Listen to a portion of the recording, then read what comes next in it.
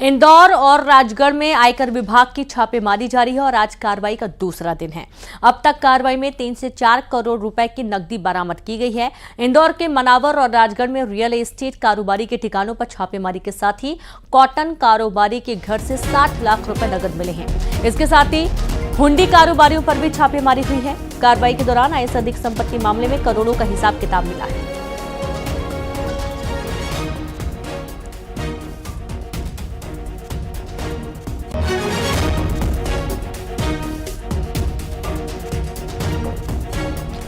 तो इंदौर और राजगढ़ में आयकर विभाग की छापेमारी और संवाददाता शैलेंद्र भदौरिया जुड़ गए। शैलेंद्र, इस छापेमारी के दौरान क्या कुछ और जानकारी मिल पाई है अभी?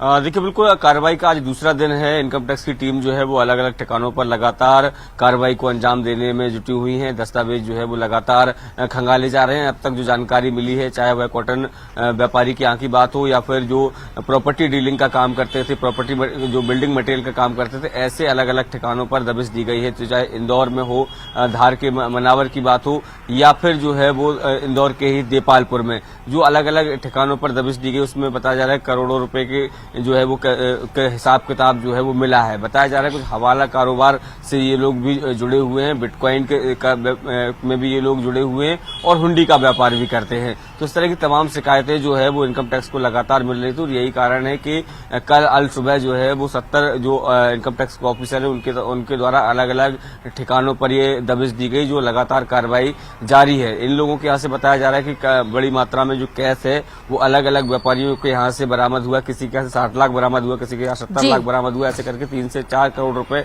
की राशि जो है वो नगद बरामद की है। इसके साथ ही बैंक डिटेल जो है वो उनके खंगाले जा रहे हैं। यानी कि सारे कई चौंकाने वाले खुलासे हो रहे हैं। शैलेंद्र, बिल्कुल बहुत शुक्रिया आपका तमाम जानकारी साझा करने के लिए। राशन की दुकानों पर कई बार दुकानदार को लेकर